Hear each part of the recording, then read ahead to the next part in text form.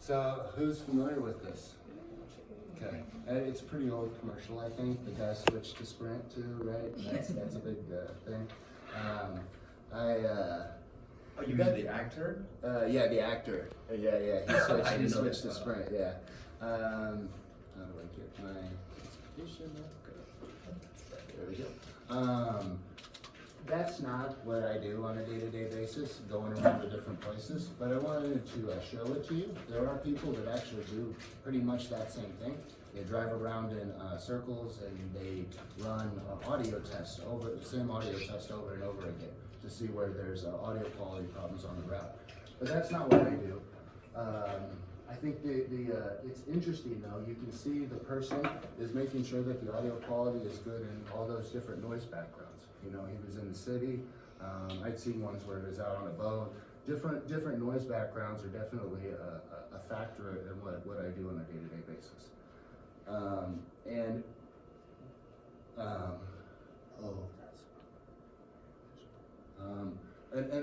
how we do this is the network out there, right now I have a fairly poor signal. I'm surprised I got data down here in the basement.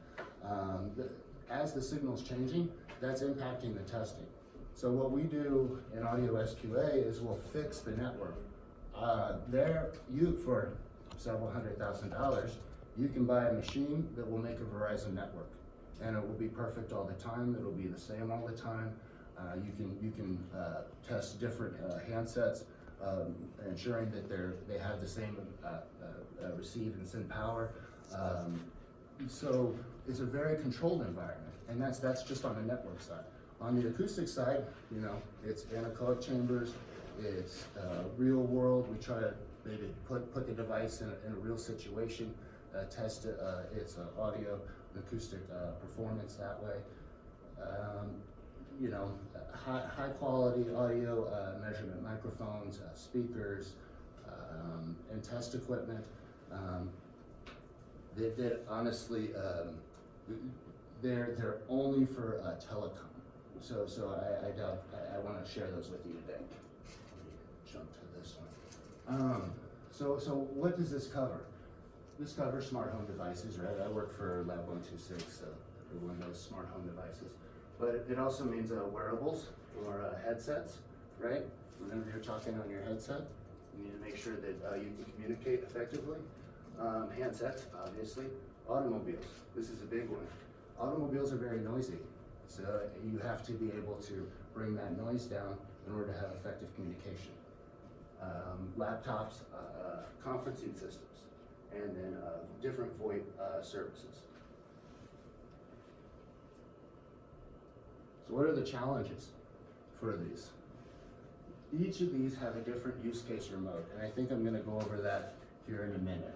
But basically, it's much more different to do a call in a car versus a handset versus an Echo product. And by the way, the Echo products, you can make calls on them. Echo. Now, I know we talk about Echo a lot, but in the telecommunications world, it means something very different. And it's one of the main things that I focus on all the time is Echo. And I'll explain it more in a bit. Nonlinearity.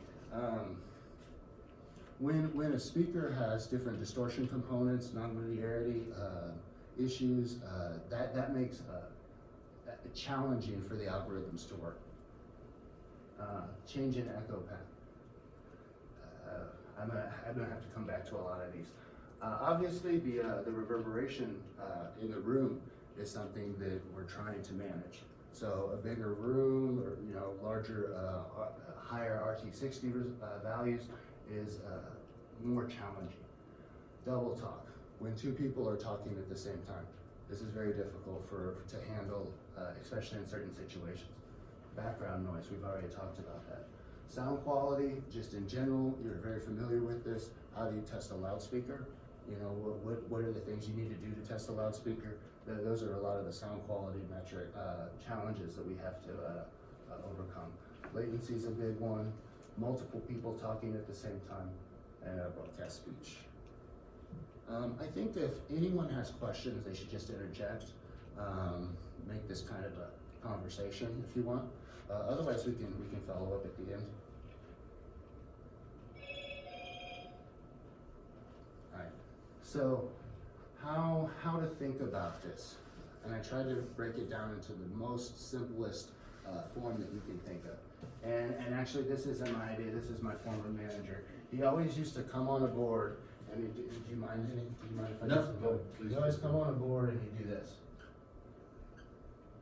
And then that's the whole conversation. And what he meant by that is that you have a microphone here, you have a speaker here, right? You have a person here. And then you can then talk about these different processes, which we will talk about here. So, when a person's on a phone call, there's a receive path happening, and there's a send path happening, and echo happening. Now, what I mean by echo is when the device plays out of the speaker, it's gonna obviously come back onto the microphone, and obviously you all know that's a big problem, especially if both sides are allowed to go, right? Then you have feedback. On this side, I want you to think about, you're making a call. So you're calling someone, I'm calling Dan over here, on the phone. But you could also be talking to a machine, especially nowadays. This is very important. And it's very different, testing or certifying ASR versus communications. Everyone familiar with ASR, signal speech recognition? And it's what you do on your Echo products, right? Alexa, what time is it? And there's the wake up, wake word, Alexa, and then there's the what time is it, which is, you guys call it ASR command. It's just kind of the way we talk internally. Maybe the jargon's not too great, but I want to point to this one. This is very important. There must be feedback in order for the processing here to work. We need to know what this is, and we get that right here. And with the two, we can make magic happen. So,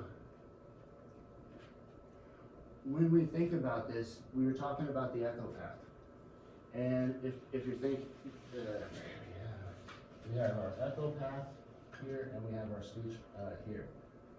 So if I'm on a handset, it might the speech level could be very high because I have the speaker right up against my ear. I even couple it just to get it just right, just to get the right response. And then the echo is also not mass. I can't think of the word, but it's very hard for the echo to wrap around to the microphone in that situation. So you have a signal to echo ratio of about 40 dB. So echo cancellation and other things are very easy for these conditions where you have very high SERs or signal to echo ratios. When you have a automobile or handheld hands-free, which is this use case right here, you're closer to 0 dB because now your speaker is very loud and you're further away from it.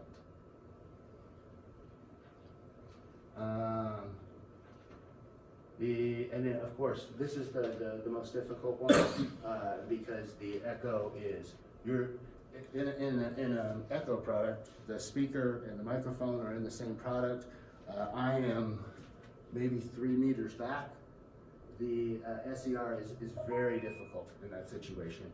And if you look at the recordings, you'll never be able to see the speech. Or you'll maybe just the parts of the press. So, how do we measure any questions? Sound quality. So, the ability, the quality and intelligibility of the speech on the send and receive paths. We obviously can measure how this path is and what the quality is of this person speaking and how it sounds to the far end over here. Or we could measure this way, and we would need to we would measure right here. Can anyone tell me what the difference in those two measurements would be? For example, where would I take my measurement data from for the receive and send path? Anyone want to take a stab at it? Difference? Huh? Is the subtraction between the two? I'm actually looking for how would you get the recording? Where would you get the audio data from to do your analysis? Here you have to set up a reference microphone. You have to measure your speaker, just like you measure a speaker. This is going to go over to, I was showing that graph, over to the cloud, right? And you have to get your measurement data here. So this is always going to be a signal.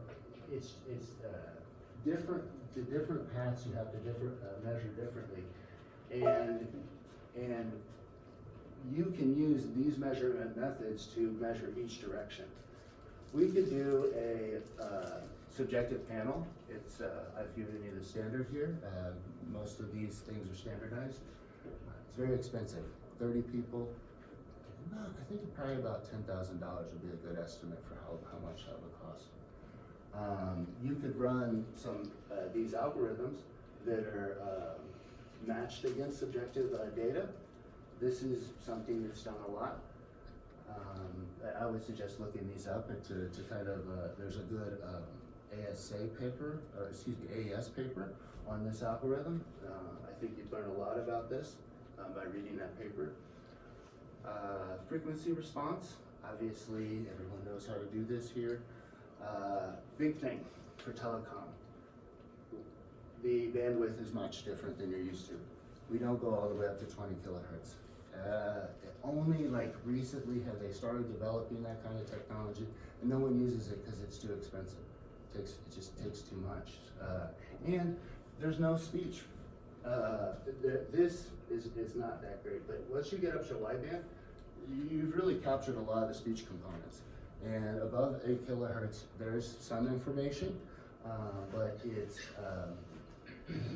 you should listen to the difference between a narrowband and a wideband call. A wideband call sounds really close to normal, and narrowband is that same phone sound that we're used to. Most calls are narrowband. Only recently have I started getting wideband calls, and that's because I'm doing a Wi-Fi call. Anyway, this is something to remember. Distortion and noise floor, pretty straightforward, right? You don't want your Alexa product to, be hissy, have a bunch of noise, or have a lot of distortion. Delay. Delay is it almost needs its own slide. If I recently had a call where I would say something and the person on the other side wouldn't hear it for 5 seconds. Imagine how that, and then whenever he would say something, 5 seconds back. Is this through Wi-Fi or everything? He was using a service that is very it's not a good service, and they've had problems in the past. That doesn't ever happen, but I wanted to use that to demonstrate imagine what that call would be like. Would you be able to communicate with that person? Not So- very well. So delay is important, and there's different criteria, different certifications want you to have different delay characteristics to ensure that the communication can happen. Yes. 2 questions. Sure. The first question is FaceTime now a wideband? Yeah. Especially when it uses like a Wi-Fi, right? Or it's more like or it might be a super wideband. I don't remember right You now. mean at least a wideband? At least wideband, yeah. Okay. So for delay, do you expect that after we apply 5G, the delay would be better? Is it possible? The delay characteristics of the new codec that is actually available on 4G, but I bet it'll become more common in 5G. Is EVS, an enhanced voice service. This codec is actually pretty interesting. It does allow for full band audio for 20 kilohertz. I forget what the upper band is, but it is full band audio. And the delay characteristics of that codec are very low. So I think once that codec is being used more in 4G and 5G, that we'll see maybe some lower delays from that. But most likely, will it be used for only like a very, very special services, which they absolutely need that low delay thing, or it's going to be on the regular conversation as well? I think there's a part of the network side that I'm not familiar with, where if they're able to, because a certain part of the delay is the codec, so that's what I'm familiar with. Outside of that, the other components that are creating latencies, those are outside my forte, and I don't know what and I know that overall latency in 5G was a big thing, right? That they're going to improve that. So if that improves, hopefully the outlying things outside of the codec will also improve as well.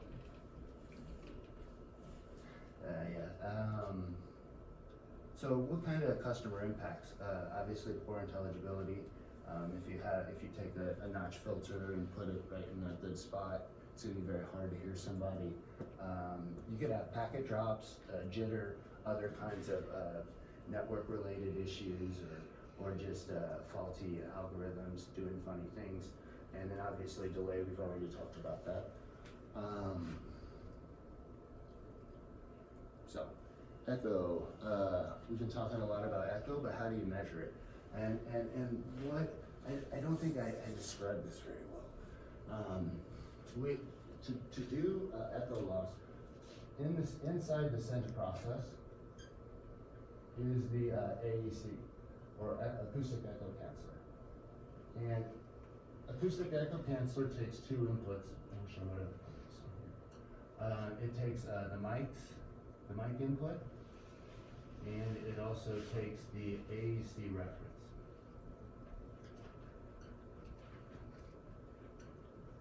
So the AEC reference is this path right here, and obviously the mics are right here. As long as this path is delayed compared to this path, the echo canceller, and if this is very linear, an acoustic echo canceller can pretty much remove all the can remove a lot of echo. Significant amounts of echo. Let me put it like that. To do this measurement, you could do echo return loss or echo return loss enhanced. This test measures this path. So if I subtract this signal from that signal, what's the loss in decibels? That's the kind of measurement that URL and ERL are. And they're typically used in the development process, maybe in a unit level test. I'll talk more about that later if I have time. Whereas this next test, the terminal coupling loss, evaluates the echo from here to here. And this is important because it then includes this path right here, the echo.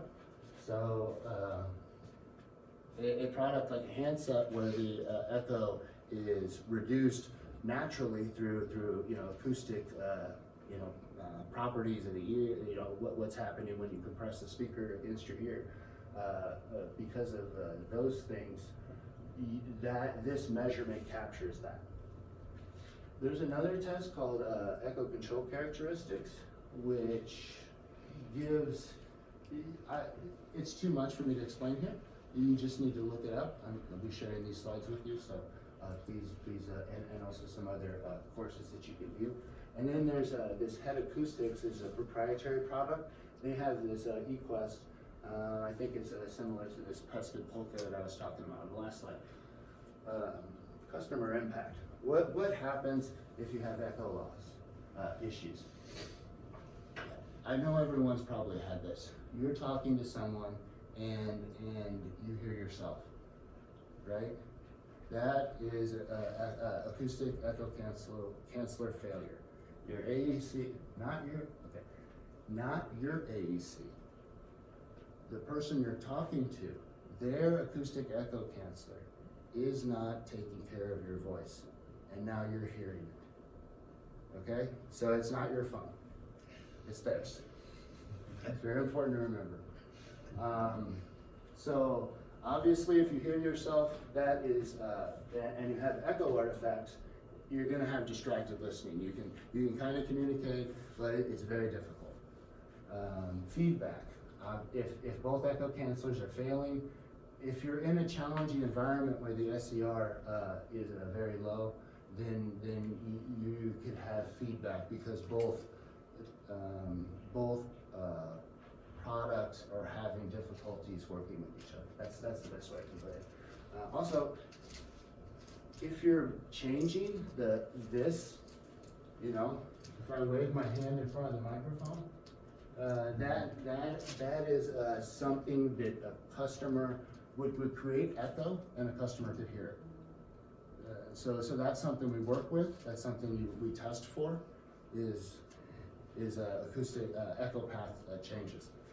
Is the AEC real-time adjusted? In other words, that distance can be measured when it's out of the factory. However, the pathway can be different, slightly different under different environment, like when you put your hands there or something. Yeah, it's adaptive. Uh-huh. It is using like a LMS type filter. So it is adjusted real time. Yes. Over time. Okay. Yeah, absolutely. And yeah. Then I want to move on to the next slide. So double talk. This is a big challenge. It's the acoustic echo canceller's ability to preserve near-end speech, which is necessary for full duplexity. Oh, so let me just stop and let me just talk about full duplexity. If you're able to talk, let me back up. Let's talk about a walkie-talkie, right? Or what? Listen, Nextel, if anyone remembers that, it's basically a walkie-talkie. When you have your hand off the button, you can hear the person; they can't hear you. If I hit the button, I can't hear them, but they can hear me. That is no duplexity, at zero duplexity. If you take it the other way, if we can both talk at the same time and there's absolutely no issues, there's no echo, there's no my voice is getting through to the other side, their voice is getting through to the other side, that's full duplexity. And yeah, we should remember that whenever you're making double talk measurements, they're not necessarily looking at echo loss. They're looking for preservation of near-end speech. So, if I turn off my echo canceller, I pass all the double talk tests. That's the plain simple, because the echo canceller turns off, they're able to, both ways are able to go. And we have echo, full echo, and yeah, all the near-end speech is going through, no problem. If you turn on the echo canceller and then only one direction at a time, and this would be whoever's loudest. If I talk loud, I'll be able to get through. If they talk loud, they'll be able to get through. That would be there'd be no duplexity. But then there's also a thing called half duplexity, which means that it kind of works. I'm going to move on from that. How would you measure that? There's tests called attenuation range, and then you would do classify the device based on type 1, 2, or 3. Type 1 is full duplexity. Type 3 is no duplexity. Echo control characteristics. This is another test you can run. You can run it for both echo and double talk at the same time, which kind of breaks this rule right here. So what is the customer impact? I think I've kind of gone over this. You're talking, two people don't talk over each other all the time, but if one person's talking and you're like, oh, I need to stop you, you know, you can actually get through to them because the echo canceller is stopping you from getting your voice through. It's a big problem, especially on desktop. These products with low SER. We can also get artifacts from a bad double talk, where echo pops and different things from the echo canceller flipping back and forth through different modes. Okay, another big one is background noise. Most products have noise reduction algorithms. Pretty much everything does nowadays.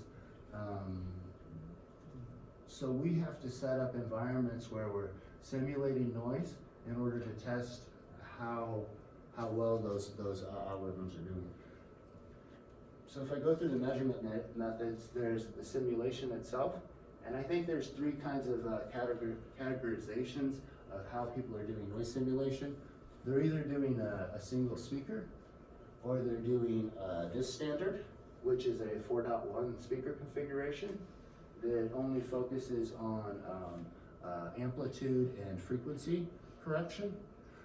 Let me step back. So what do I need to do if I'm setting up a room with and trying to reproduce noise?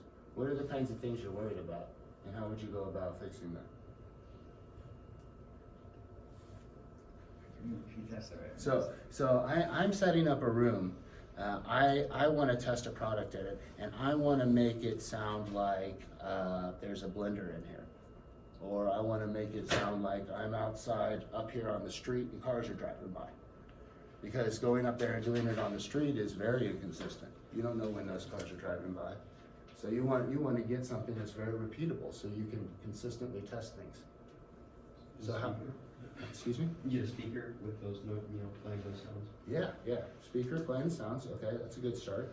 So what do you need to do to this speaker, the sounds, or record it and then play it repeatedly? You probably need a survey to see how often the vehicle has. Well, the speaker has a response, right? The speaker would need to have a response to produce those same kinds of frequencies. Yeah, you have to correct the frequency response. Also, what is the, if I just take the recordings and I play them through the speaker, I could oh, that sounds good, right? But correct way to do that would be measure what the sound level is out there whenever you're doing the measurement, and then try to put that back into the room. So I measure up on the street that it's 70 dBA, I then put it back in the room and make it 70 dBA, right? So that's what I mean by level and frequency correction, and this standard is providing that.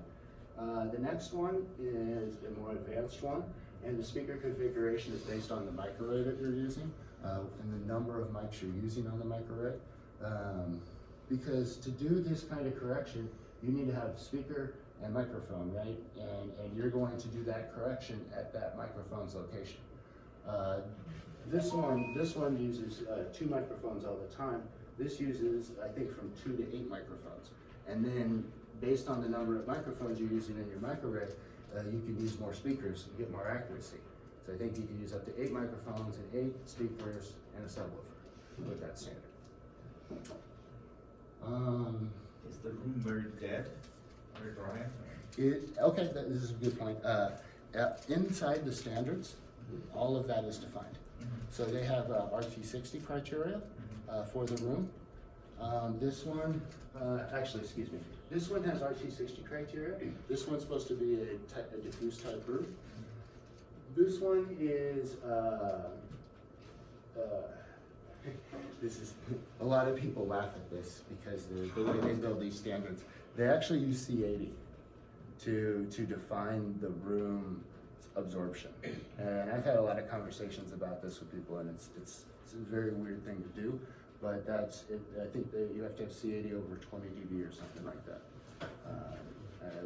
All of this is defined, so I'm highly encouraging you to go to Google, put in these, and you will get PDFs that you can read through. They are a little bit long, but I guarantee that you guys have Peters set you up to be able to go through them and try to, and you'll understand what we're doing. And you'll find a lot of acoustic information that's very, that's exactly the same as what you're doing now. We use these other things. This tool allows us to measure how much noise reduction we're getting. So we can, from here to here, what's the reduction in dB? This is like these pest control. I think since I've talked about these a few times, I'm gonna come back to that later, for time. Customer impact. What happens if we have background noise? Intelligibility becomes impossible, especially in high background noise situations. Everyone knows walking down the street, using your handset, fire truck drives by, it's impossible. That's mostly because you can't hear it, but the person on the other side, right? If you're not canceling that signal, they won't be able to hear you either. What kind of, traffic noise is one thing to think about. That's the example I just gave. In-car noise, driving down the car using your in-car system. Competing speech. You're talking, but someone else over there is having a conversation. There's also music playing in the background. There's all kinds of background noises that you need to consider. It's really important to think about the noises as stationary or non-stationary. And I want to point this out, kind of put this in your head, because if I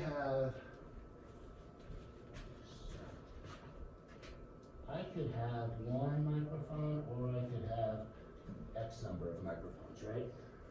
So a one microphone system, OMS, cannot effectively handle non-stationary background noise. At least no algorithm I've seen before. So non-stationary background noise is speech, it's music, it's these things that change with time and frequency significantly.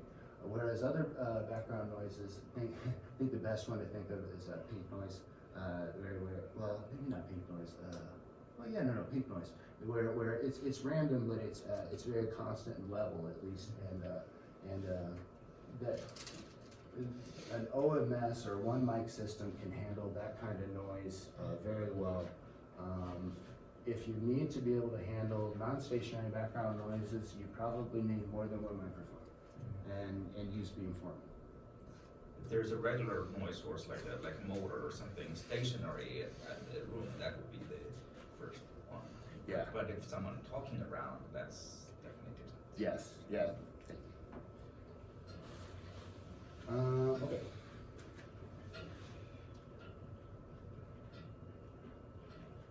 There's all kinds of standards, and I broke them down into a couple different categories.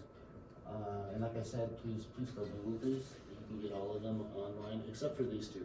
These two you actually have to be inside the program. So we have one for hands-free terminals. This is interesting because it is very similar to the Alexa COM certification. This is for like Echo products and other hands-free products. This one is used for the handsets and headsets and wearables. And then P1100 and 1110, this is narrowband and wideband. They're used for the automotive side. These are all test suites. So what it is, it's like a 300-page document of 100 tests. Frequency response, distortion, pest, pulp, all the things I've talked about today. They're all packed into one thing. And this is very important because a lot of people use these standards verbatim to certify and test their products. Noise simulation, we talked about these. I just want to point out that this one is for simulation. This one is a database that you can actually use. And then this one is the new one that uses the microarray, different microarrays. There's also this ITUT G191 toolbox. This is really cool to get yourself started because there's all kinds of different standardized tools that are used for testing and measurement. Filters, you can get P.56, I should probably put that somewhere in here. It's an active speech level tool. We never would use RMS in telecommunications. We use ITUT P.56. You can access that inside this toolbox. There was something else I was wanting to mention about this standards. I'll have to come back though. And a quick follow-up Yes, question. sure. Like for the wearables, like the phone or especially smartwatches, I assume that all the background noise are like moving targets, right? Because there's nothing stationary with respect to the watch. Yeah. I know that Siri has that. Is Amazon going to come up with a product with a watch or something? Oh, watch? Yeah. Watch? No, we did a ring and a Ring meaning ring, like a ring. oh, like a ring. Okay. Like a ring, yeah. And then we're staying away from watches as far as I can tell. Okay. Apple's doing that, and I don't, yeah. Obviously, I can't talk about it even if we were, but just going from the fall lineup, we did not do a watch. We did this other thing. It's not really an audio product though, so I don't want to talk about it. But we did a ring, and we also did our first headset, Bluetooth headset. Oh. We did that in the fall. Yep. Okay, so here's some things I want to help you. If you want to continue with this, learn some new things, I highly suggest going to this company's website, and they've provided two different types of seminars, webinars, that will do everything I've done, but over maybe 16 hours, go deep into all of these different echo and double talk and the different measurement methods. There's also, and honestly, let me talk a little bit more about this company. So this company has a test system. It's called Aqua, Head Acoustics Aqua, and it is, everyone uses it. There's no other product. If there are other products, they're very hard to use. No one uses them. Everyone goes to Head Acoustics, and these test systems, excuse me, these test systems are extremely expensive.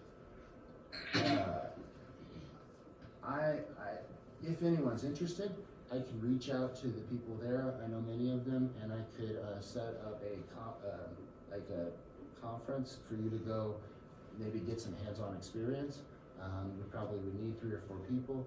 The main office is over in Brighton, Michigan, so that's 4 hours away or so.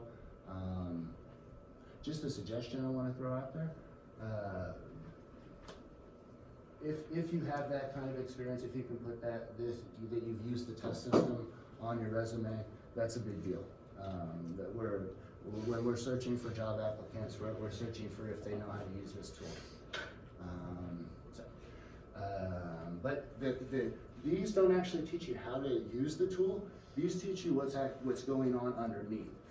More about what's going on inside the standards, inside the tests. Okay, audio is what I do, but I also do software quality, which is a very specific thing. You can do software quality for video. You can do software quality for an operating system. There is just a generic kind of certification for that. I think it's really good. I did it. Once again, it's all about communicating effectively, and people in software quality communicate a certain way. This has nothing to do with telecom. The telecom people communicate in a certain way. So if you can marry both of them, then you'll be successful. So what is software quality? Just to kind of give you a super high level. Have you ever heard these terms? Test planning, test strategy? Yeah. So when we release a product, we go through the product, we look at the requirements that are defined ahead of time. we look at, and they could be like, you know, this Echo product should be 5 dB louder, and just as we use different metrics, but I'm trying to be simple. This Echo product should be 5 dB louder. So then we have to say, oh, requirement, let's create a test case. Maybe it takes 100 test cases and takes 100 hours. Who's gonna do that? Who you know, that not only that, but it's 100 hours every 2 weeks. So you look at it, you say, I need 3 people to do this over the term of the project. This is test planning and test strategy. We also have test cases. This is individual tests that you do. We're just constantly talking about different test cases. This test case, that test case, should we add more test cases, blah, blah, blah. So I wanted to get that word in front of you. Test levels, I like people to know this, that you could do testing at multiple levels. Not all testing is at the same level.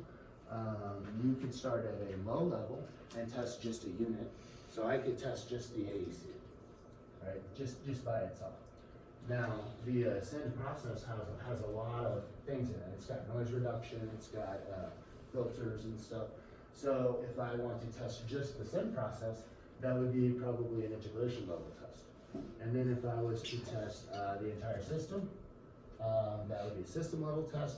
And if I'm gonna go run one of those certifications, those test suites that I was just talking about, and I was working, this is my first job, test houses where you need to pass the test. Your product, your handset, has to pass the test before it's gonna go out to customers. And it's a third party that's doing that. So that's this certification type test, or certification level type test.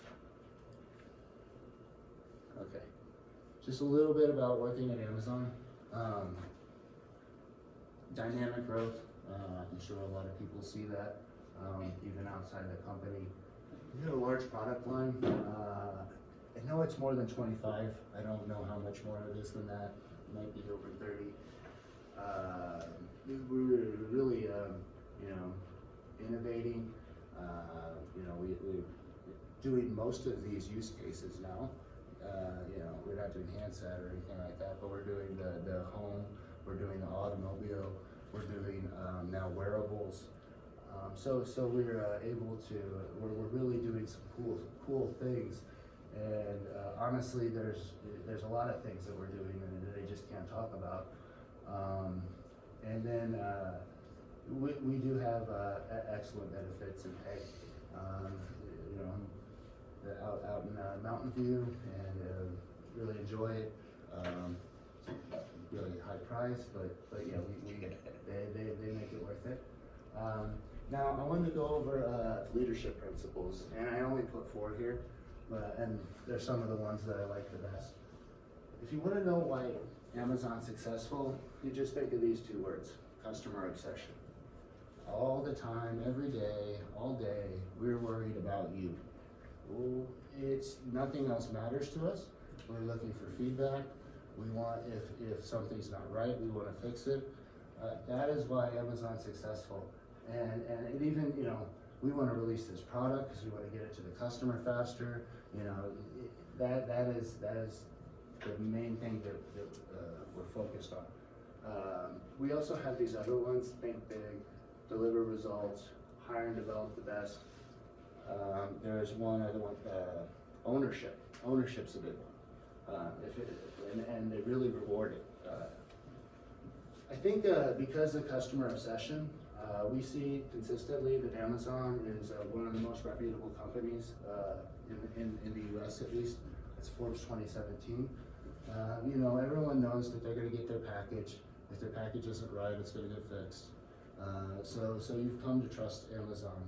At least the numbers say that. Maybe not everyone here, right? It's 80, whatever, I don't know. So it's because of what we're doing. It's people really like us, like what we're doing, and I think that we're going to continue doing that in the future. I don't want to stop here without mentioning that there's lots of opportunities outside of Amazon as well. I started off at a test lab in Maryland and kind of worked my way in different ways. I think the big thing to do is to use the terms that I'm giving you here today to search for positions if you're interested, and as well as, I'm looking for resumes if anyone wants to provide them to me. But use these terms. Go learn, obviously learn about them so that you can communicate them effectively, and search for jobs with those terms, and see where you can get in an entry level position, because you would be a step above an entry level anyone else applying for entry level position if you knew these principles. It would be just completely different, I guess. I don't know, I'm having a loss of words here, but I think you may know what I mean. Okay, so that's kind of where I ended it. I have 5 minutes left, or maybe, I have lots of time, but 5 minutes left till 1. Does anyone have any questions? Yeah. Questions, anybody? Can I take just 1 minute? Well, I mean, I bet Sure.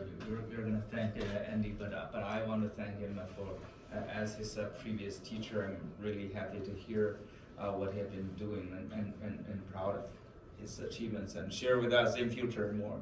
And also in the past, our alumni have been very supportive to our current students, and Andy is just another example of that. And these advices is very, very helpful.